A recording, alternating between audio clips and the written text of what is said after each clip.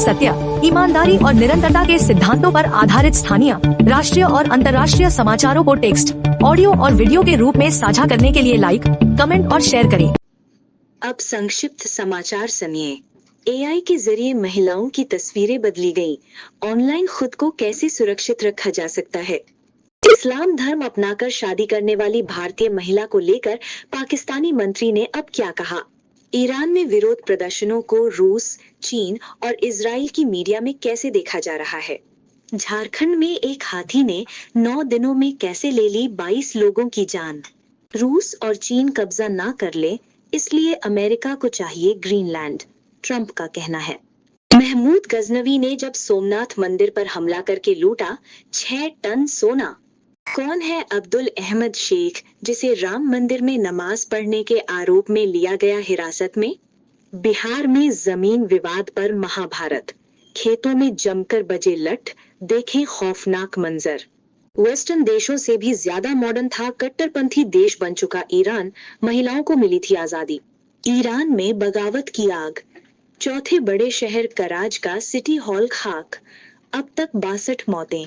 Khamenei के तख्ता पलट की आहट, ऑस्ट्रेलिया ने फतह की एशेज, ये 10 रिकॉर्ड हमेशा याद रहेंगे। 2 पड़ोसी, 2 मर्डर, दोनों की एक ही कहानी, हिंदुओं से नफरत। पाकिस्तान में हिंदू युवक की हत्या पर जन आक्रोश, जय श्री राम के नारों से गूंज उठा बदीन शहर। खालिदा जिया के बेटे तारिक रहमान ने संभाली बीएनपी की कमान, हुआ आधिकारिक ऐलान। हादी की हत्या का मास्टरमाइंड कोलकाता में? ढाका पुलिस के दावे की सच्चाई भी जान ले। अब पूरी बाकी मुख्य खबर सुनिए। जनवरी 2026 को सोशल मीडिया प्लेटफॉर्म एक्स पर प्रीति ने नए साल की बधाई देते हुए अपनी फोटो साझा की। इसके कमेंट बॉक्स में कुछ यूजर्स ने ग्रोक एआई को टैग कर उसे तस्वीर से कपड़े हटाने के लिए कहा। इस तरह के दुरुपयोग की घटनाएं हाल में कई महिलाओं के साथ हुई हैं। प्रीति ने मानसिक प्रभाव से बचने के लिए ग्रोक को ब्लॉक किया और इस ट्रेंड के खिलाफ आवाज उठाई, जिससे बच्चों की तस्वीरें भी सुरक्षित रहें। सरबजीत कौर नूर फातिमा 4 नवंबर को सिख तीर्थ यात्रियों के साथ भारत से पाकिस्तान आई थीं, लेकिन उनका वीजा 13 नवंबर को समाप्त हो गया। इसके बाद उन्होंने इस्लाम धर्म अपनाया और नासिर हुसैन से शादी कर पाकिस्तान में रहने लगी। हाल ही में दोनों को हिरासत में लिया गया।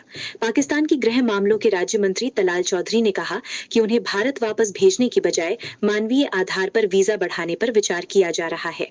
ईरान में सरकार विरोधी राष्ट्रव्यापी प्रदर्शन शुक्रवार को 14वें दिन में प्रवेश कर गए।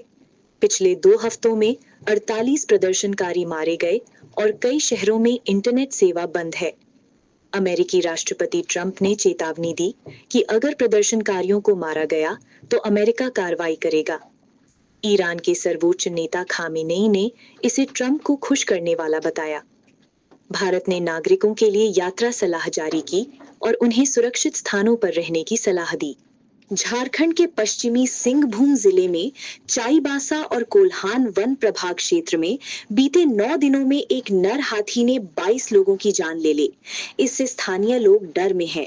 वन विभाग और प्रशासन हाथी को पकड़कर सुरक्षित जंगल में वापस भेजने की कोशिश में है।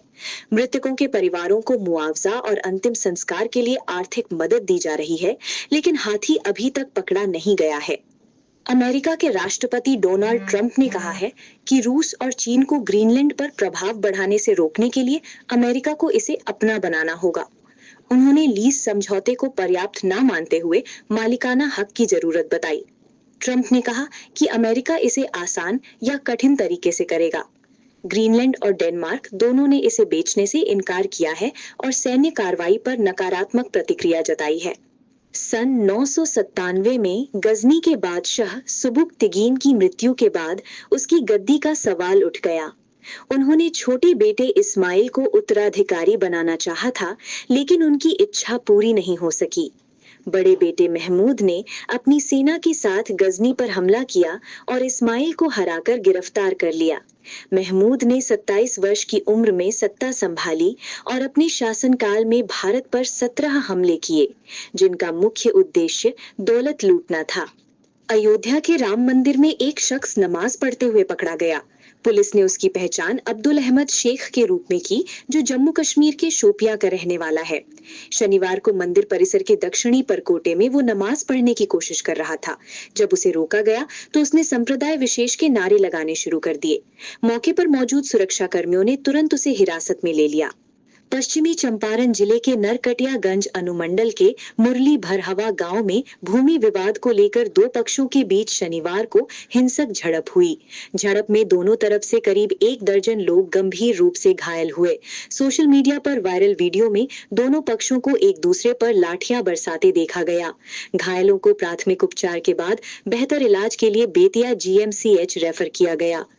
ईरान में सत्ता विरोधी प्रदर्शन लगातार बढ़ रहे हैं।